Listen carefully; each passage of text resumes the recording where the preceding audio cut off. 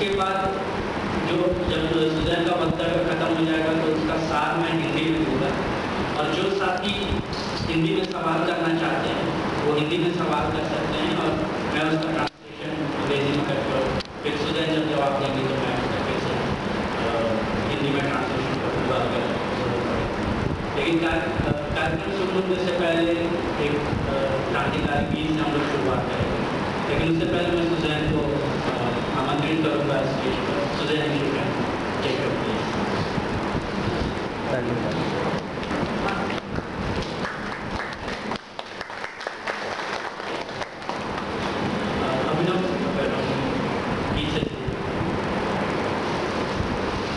तुम भी चले आओ ना।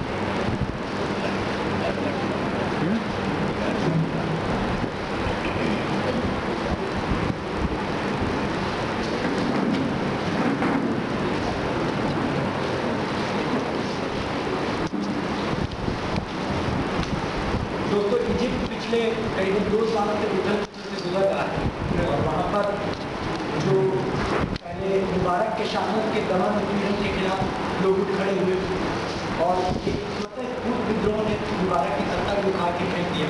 लेकिन उसकी जगह जो सत्ता आई, बीच में एक सैनिक सत्ता का दौर चला, उसके बाद मोर्सी की जो सत्ता मुस्लिम ब्रदरहुड के उसमें आई, उसने भी ये दिखला दिया कि वो कोई अच्छा विकल्प नहीं है, बल्कि वो कई मायने में और बदतर स्थितियों को जन्म देने वाली स्थिति पैदा कर रहा है।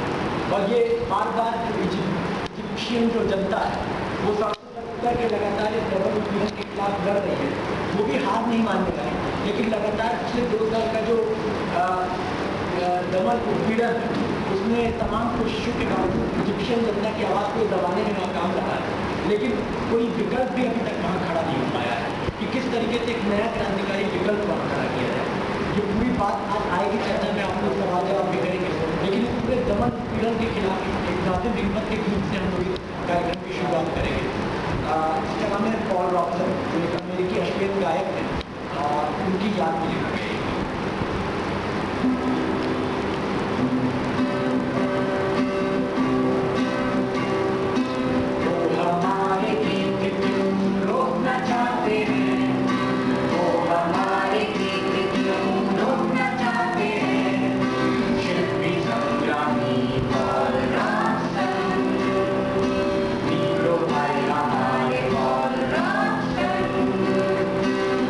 हमारे गीत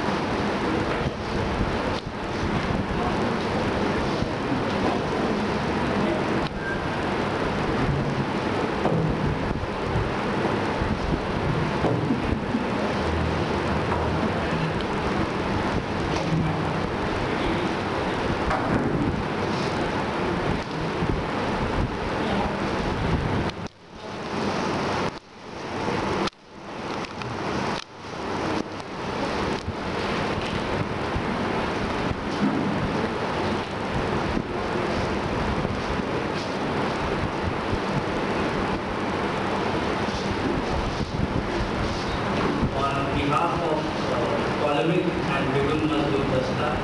It's a great pleasure to welcome you all for a discussion, and the topic for today's discussion, as shown on the poster also, is revolution and counter-revolution, discussing Egypt's social and political movements, Egypt's military and legal imperialism, workers, and the report back from Cairo. It's a great pleasure again to welcome Suzanne Adely.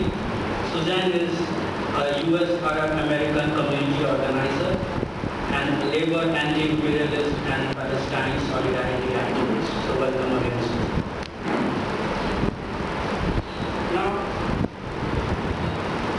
why is it that we have to hold a discussion, especially on Arab Spring and Egypt revolution, when perhaps every day so much is written, so much is spoken about, so much is celebrated, and so much is there to be feeling depressed about for some people at least. Now I'll begin with giving a reference. At the turn of this century, say 4 years, 5 years into the century, there was an editorial in Bhawan Campus Times. It was then known as Bhawan Campus Times. And the editorial was titled "Chhatr Naujawan Kahan se shuru?" नई शुरुआत कहाँ से करें? It should get roughly translated to where should student youth make a new beginning.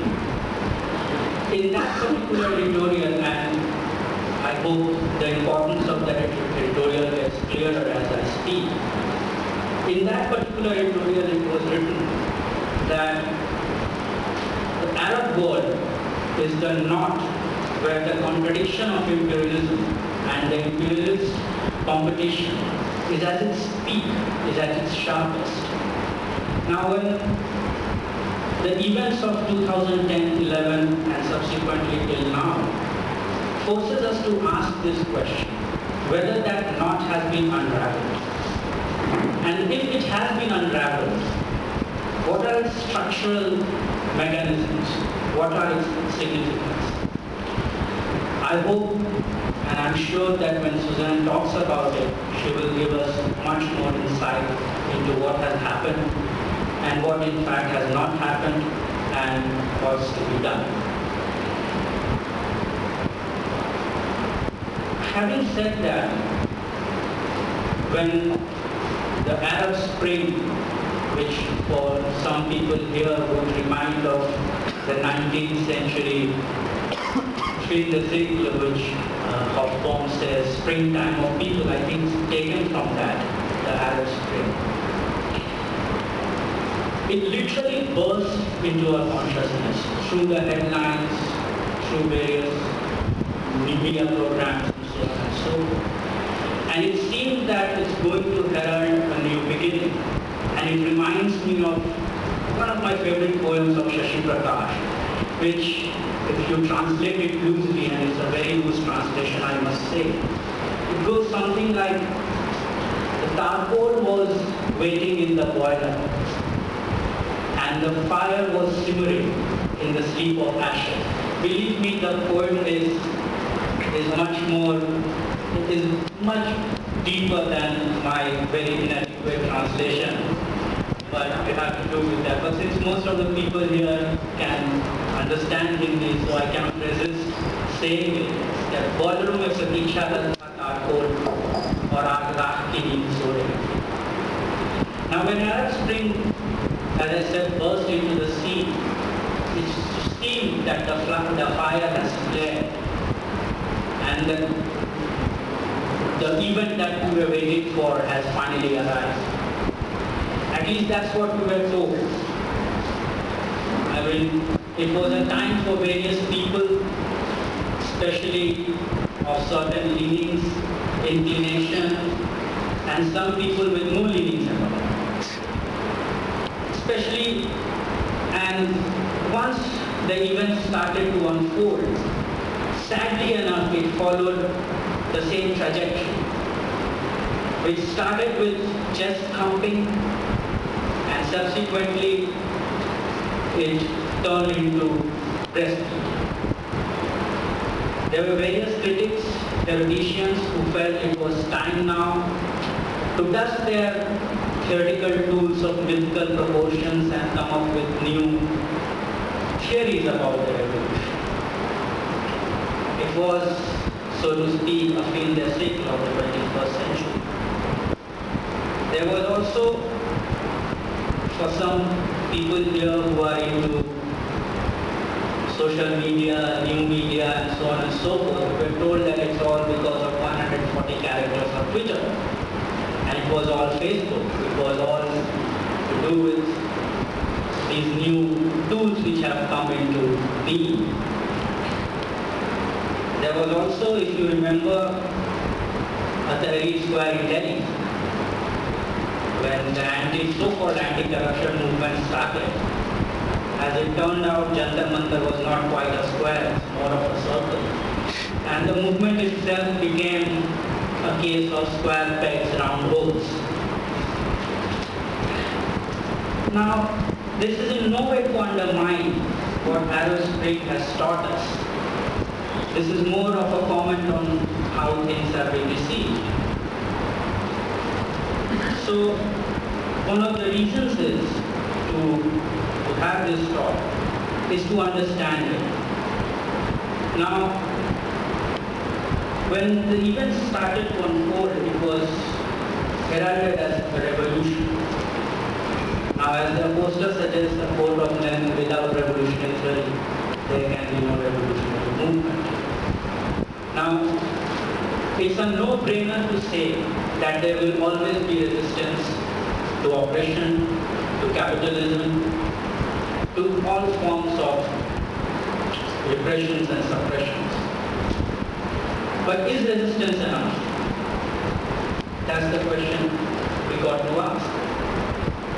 That why is it that despite so many resistances, as some of our postmodernist thinkers are wont to say, why is it that it is not making a structural change which we have been looking for? Now, as I already quoted from Lenin, there would always be a spontaneous movement, but without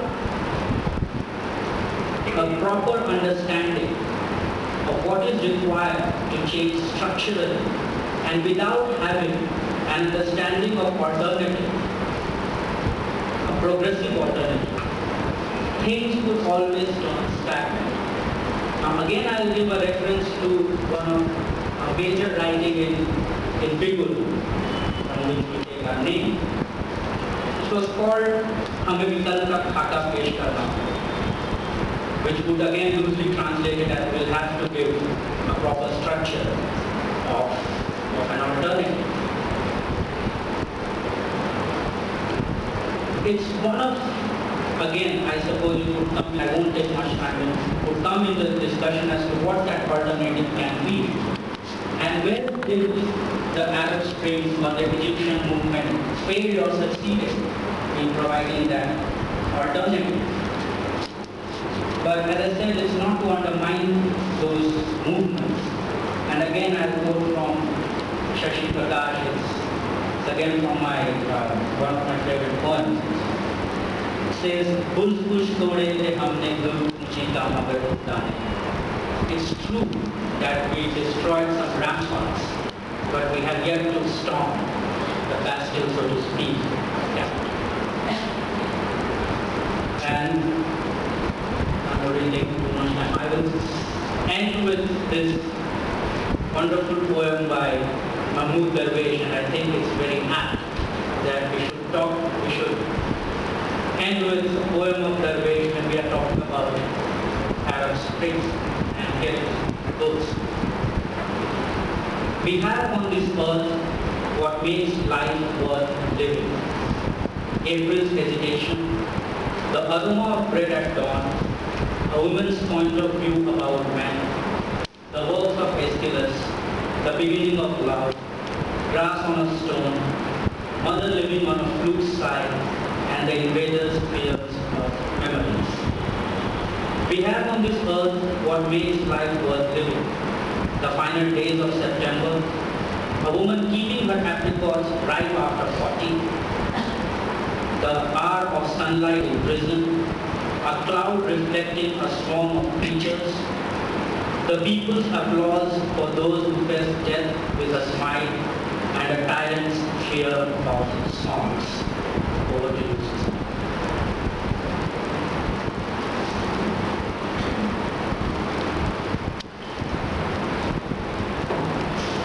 Thank you.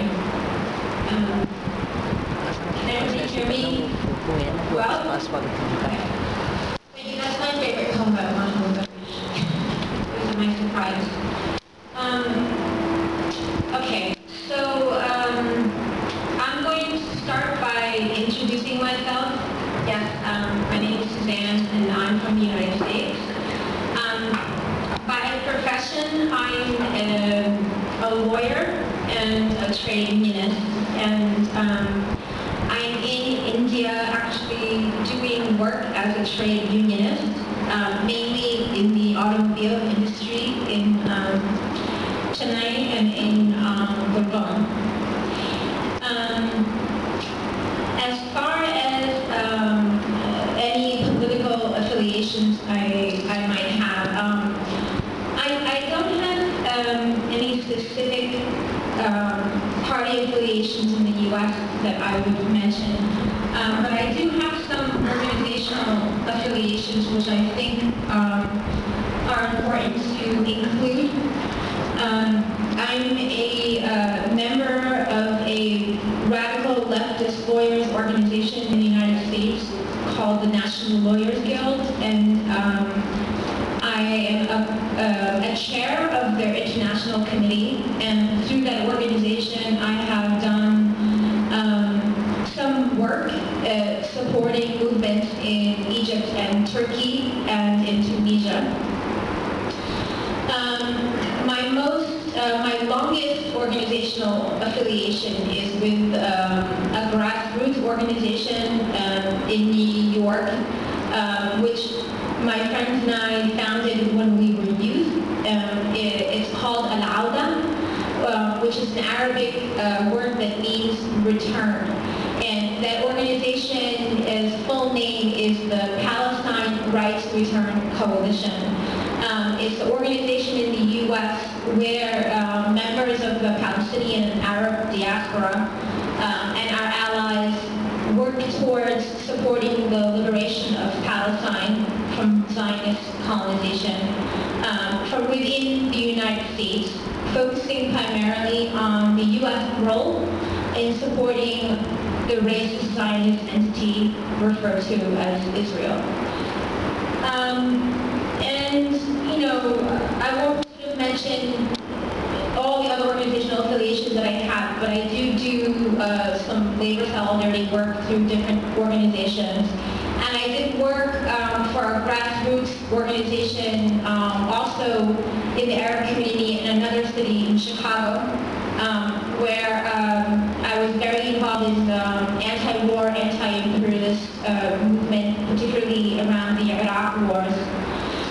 And so the reason why that's relevant is because much of how I've been looking at the Egyptian revolution from the beginning has been from the perspective of someone who has had lifelong aspirations for the decolonization of the entire Arab world, number one, and somebody who has been looking at, you know, these liberation movements in the context of how the U.S. plays a role, and how the U.S. is involved, and how the U.S. is practicing imperialist and colonial practices in places like Egypt and Tunis and Iraq and in Palestine and elsewhere. And that's mainly because I live in the United States. I don't live in the Arab world. I only did for a short time. My parents are from the Arab world, workers who moved to the United States in the 1970s. I'm not from Egypt, but I have lived in Egypt, and I have been paying close attention to the political movement in Egypt. I think, well, I lived there in the 90s before I was really truly politicized. But Egypt had often been both a cultural and political center in the Arab world, leading some of the most militant movements against the U.S. invasion of Iraq inside the Arab world, and also leading some of the most militant movements in support of the Second Intifada, which came about in the year 2000. And so, and also kind of coming from a tradition of more class analysis than I think most people in the United States have, you know, I was also aware of a history that Egypt has had in terms of working class struggle. So for that reason, myself and sort of other comrades always sort of looked to Egypt as sort of being a significant center for political activity that could, in effect, have ramifications for the entire region, and in fact now we're seeing for the entire world.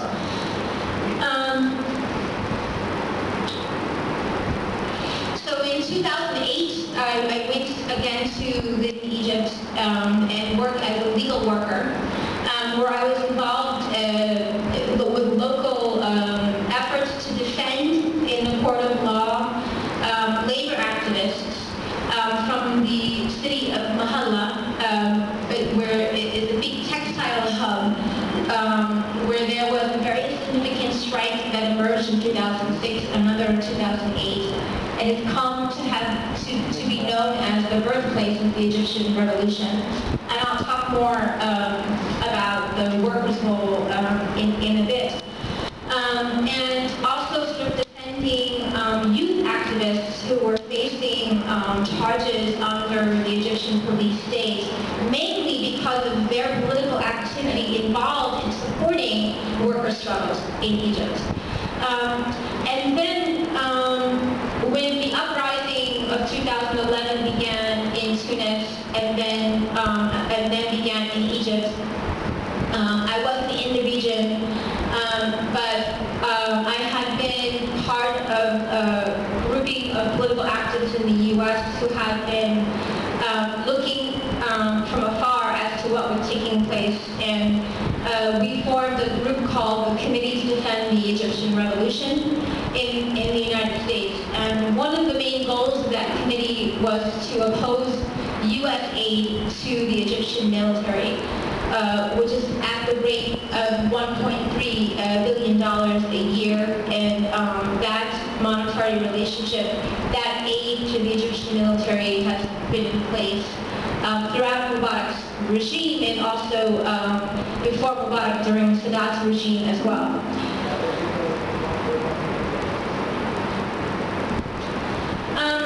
And so,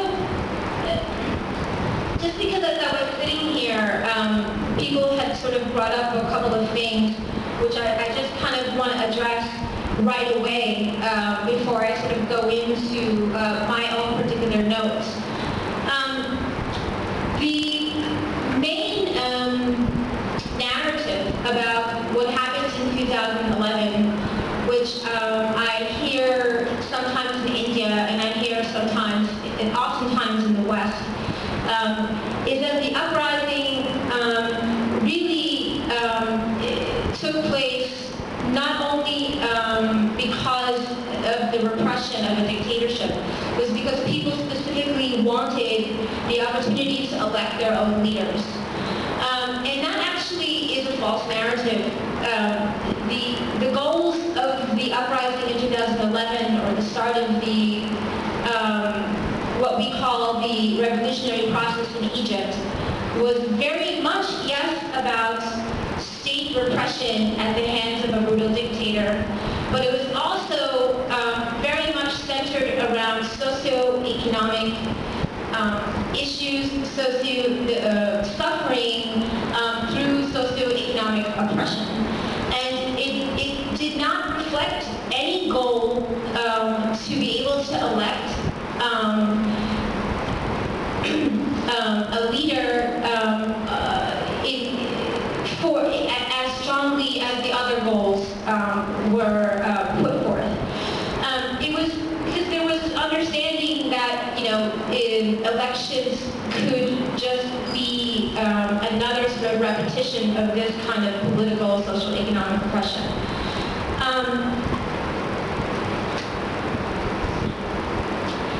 And that's reflected, I think, in what has been the main slogan of the revolutionary process in Egypt from the beginning, which is bread, freedom, social justice, and human dignity. And that has been the unified chant throughout all of the stages of the Egyptian revolution. Some of that is borrowed also from a lot of the chants that you saw in Tunis as well. And I'll also address right away this discussion about social media. I think that to some extent it did play a part in the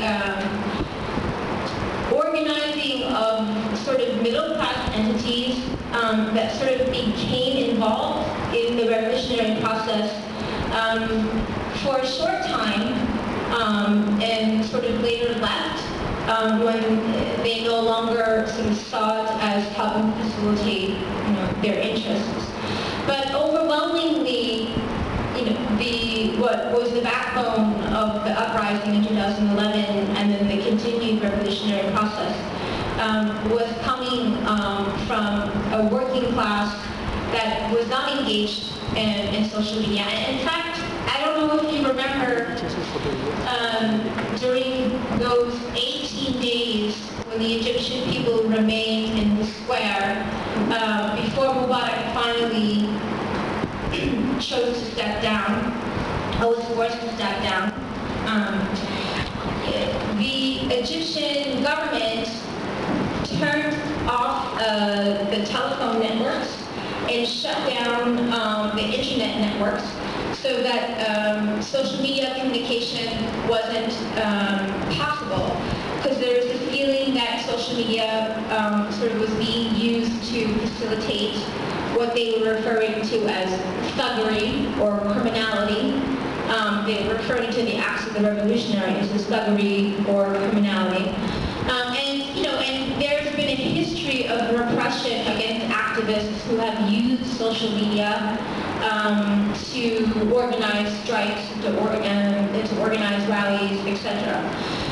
But when the government chose during those 18 days to shut down the internet so social media could not be used, or shut down social media sites, what happened as a result was that people who were in their homes watching this process unfold from their televisions or from a newspaper or from their computers, from the internet, could no longer get the kind of information that they were able to get because it wasn't coming through social media. And that actually prompted them to go out into the streets, into their neighborhoods, and talk to their neighbors, and talk to the local businesses to find out what was going on.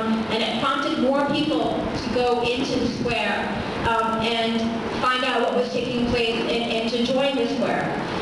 So it's an interesting conversation about social media. And I wanted to mention that a lot of what I'm putting forth is not this afternoon or this evening is sort of not the work of any scholarship. It's based on my observations, sort of being in Egypt. I had returned to Egypt in late 2011 at the time when the revolutionaries were in a battle against the military rule. And I was actually there facilitating relationships with workers and labor organizations. And then I returned a third time in 2012 with colleagues from the U.S. on a very specific schedule of meetings that was set up for us to learn about what the Egyptian activists considered to be the revolutionary process, so that we could take, and the lessons of that process, so we can take it back to the United States. And then I returned again again that same year, about a year ago, with a delegation of radical human rights lawyers and activists from the United States, where we specifically did an investigation as to the role of the United States in human rights abuses under Mubarak and under SCAF rule in terms of aid and money and pressure for economic policies, etc. And my last trip to Egypt was a few weeks ago. I went to Cairo to join the June 30th demonstrations calling for the ouster of President Morsi. And if you ask me if it's a coup, yes, it showed itself to end up as being a coup. The military, as a strong counter-revolutionary force which never left Egypt, it has been there the entire time. It didn't return. It was always present. It was present during Morsi's one-year rule. It was present right after Mubarak was deposed, and of course for the 30 years that Mubarak was there. But they intervened to sort of facilitate the ouster of Morsi, and to the liking of many people who participated in the marches against Morsi, but really not to the liking of those who remain of the revolutionary forces. And that's sort of a complicated situation. The whole situation at this moment is quite complicated. There's a lot of contradictions that are going on. And I think within this type of social and political upheaval, and when there are so many counter-revolutionary institutions that are present, we sort of begin to see these sort of manifestations of reactionary forces, whether they be religious or whether they be liberal or whether they be based on someone's association with the ruling elite. But I still sort of see sort of the potential for the revolutionary process to remain in Egypt, despite this feeling that we're drowning in counter-revolution right now. And it has indeed felt that way, especially 2 days ago when some 130 to 150 members of the pro-Morsi camp were massacred by the army, and without really sufficient condemnation from the larger population of Egyptians. And that sort of involves a lot of explanation and analysis, and maybe in question and answer we could talk more about that later. But I'll also say that it's also my experience as an Arab in the United States that having these discussions sometimes is a little bit sensitive, or at least a place where we have to tread carefully, because the experience of most Arabs and Muslims in the U.S. Is that we are, experiencing an offshoot of U.S. imperialism in the Arab and Muslim world, or anywhere actually globally, through the way that they develop policies and practice to oppress us within the West, or within North America. And a lot of our political lives in the past 10 years has been trying to protect our own communities from very oppressive state policies within the United States. And within those policies, we see really ignorant and reactionary sort of manifestations of anti-Arab racism and Islamophobia in particular.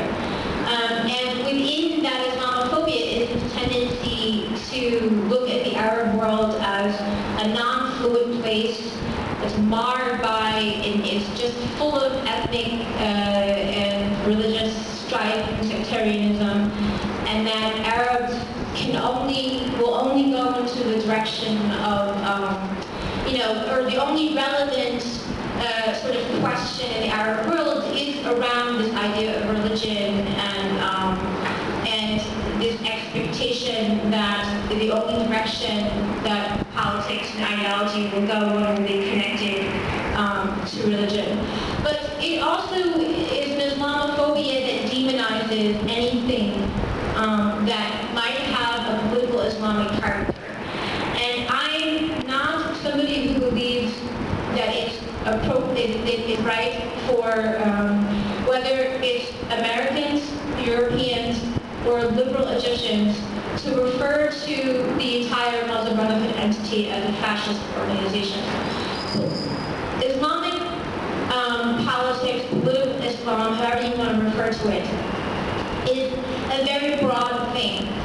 And within the Egyptian revolution, the constituency, the young people, families, the constituency of these larger organizations, whether they be Brotherhood or Salafi, many coming from the working class, were very much part of the revolutionary process when their leadership was not.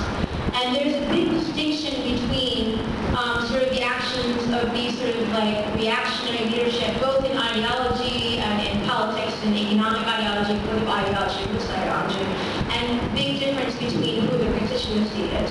And so when we're in the United States, we're constantly having to deal with these questions and defend these manifestations of religious life in our world.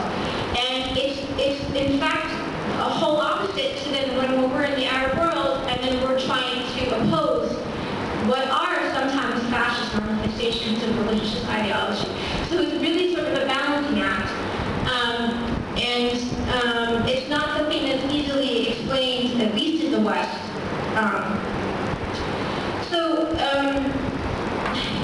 You mentioned sort of the this idea of the manifestation of the Arab Spring.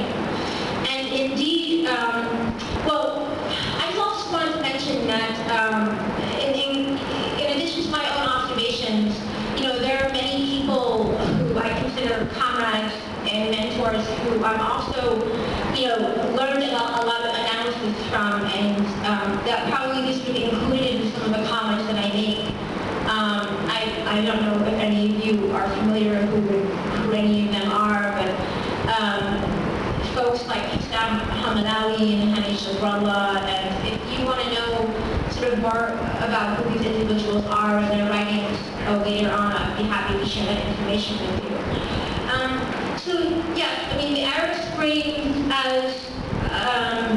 is referred to, I think, mainly outside the Arab world. And it was very much a turning point in the history of the region, and I think we see this being a turning point really for many things. The Egyptian Revolution inspired a very militant labor action in Wisconsin in the United States, which then later inspired what we call the Occupy movement. But unfortunately, it's been my experience that the Occupy movement has no real understanding of what Tahrir was and what happened to Tahrir. So, as the Arab Spring, or as the Arab Revolution, some of us call it, was very much a turning point in the history of the region. Some consider it to be as significant or as much of a turning point as when Napoleon conquered Egypt, and as when the Zionist entity occupied or colonized Palestine, beginning in the late 19th century and then continuing into the 20th century with the establishment of the State of Israel. People see this moment as being as significant and similar in that it's now taking us into a very different kind of historical path. And I think that I would sort of agree with that sentiment, but it's not to say that a historical path necessarily be good or bad. I think we have sort of yet to see exactly what will come of this. There's so many dynamics and forces at play.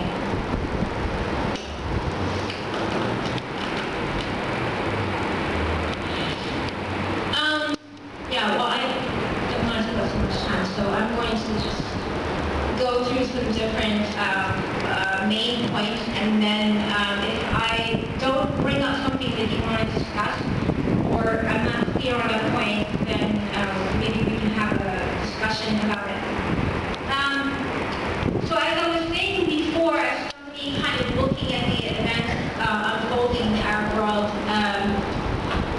from the point of view of somebody who's actively trying to fight U.S. imperialism, you know, we were very happy to see the uprising in Tunis, and the, you know, very sort of touched and proud of the actions of Mohamed Bouaziz, the Tunisian street vendor who humiliated himself in protest, and then the uprising that sort of occurred as a result. But there was for many people a little bit more of an ignition and a spark when that uprising began in Egypt. See, and this has to do with this U.S. imperial relationship with Egypt. They did have a similar relationship with Tunis, but with Egypt, Egypt had always been a very key state in the ability for the Arab world as a united entity to create or to develop a kind of united platform and a united front against manifestations of imperialism in the Arab world, and particularly against the presence of the state of Israel. And I think, you know, not getting into the politics of this particular movement, but we saw that with Mazdoor and his sort of attempts to create unity among the Arab nations, and the U.S. attempts to contain that as much as they possibly could. And then Sadat comes into power, and Sadat signs the Camp David agreement, the Camp David Accords, with the United States.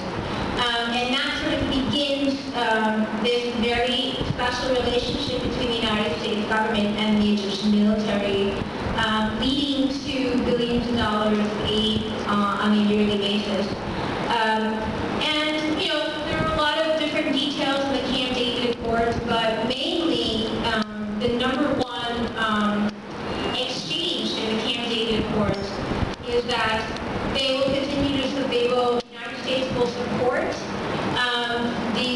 this new Egyptian dictatorship with military sort of at the center of that dictatorship, which they will continue to funnel money to. And in exchange, Egypt will act in the interests of the U.S. in the region by acting to secure the security of the state of Israel. And that was the fundamental exchange that came with Camp David. And so in creating that relationship and writing that accord, they took the state of Egypt, which was a very significant state in the ability for the region to create a front against colonialism. They took Egypt out of that Arab formula. They took Egypt off of that Arab platform. And so when we started to hear about, you know, the rallies and demonstrations that were beginning on January 25th, 2011, it sparked something more than Tunis sparked. It sparked this feeling, this discussion, this question, can this really happen? Can Mubarak really fall? It seemed really inevitable.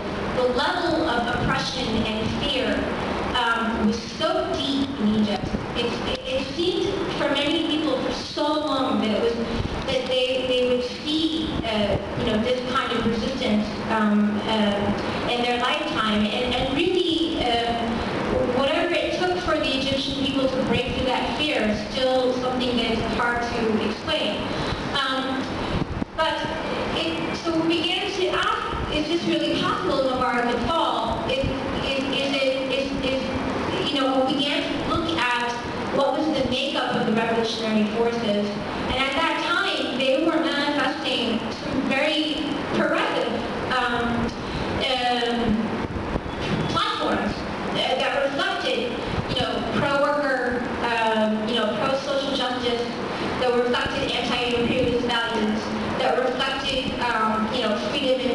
values of freedom and dignity. We began to say, could this really not only change Egypt, could this change the Arab world? Could this be the moment that we need now to create the kind of leverage that we need to support the Palestinian struggle, for example, or support the ability to fight colonialism and imperialism throughout the region? And this is sort of a lot of what was going around people's heads. But, you know, at this moment as we speak, we see that actually there are a lot of contradictions to those values that we saw in 2011. They're still present. The values of the bread and freedom and social justice and human dignity, they're still present. But as they're being really, in many ways, overwhelmed by these counter-revolutionary forces.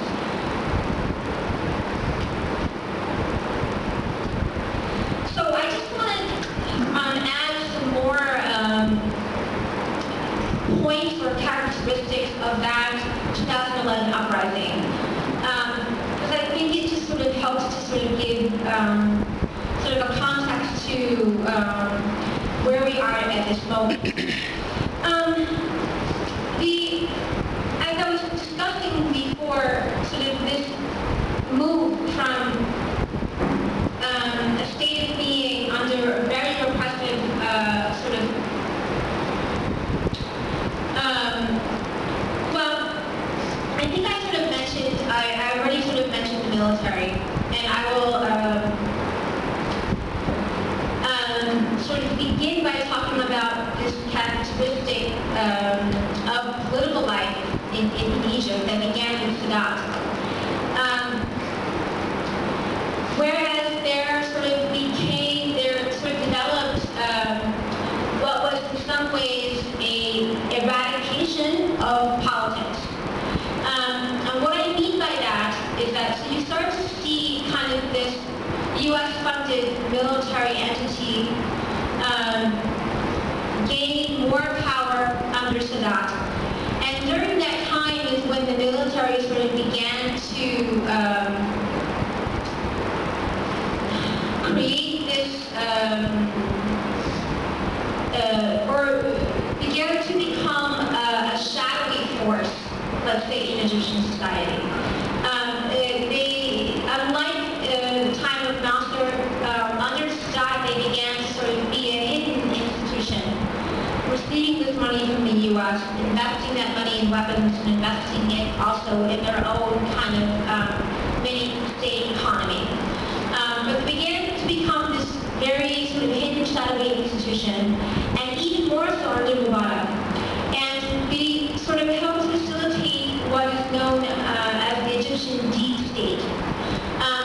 And one very important thing to know about that is that they're hidden not only because they choose to not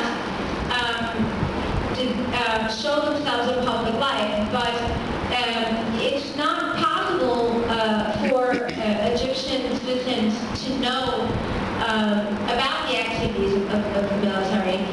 In the United States, we can receive information about military's income, how the military arms, how the military's income is used, and who's working within the military and who they're collaborating with. None of that information is possible to be made public in Egypt. It's not allowed.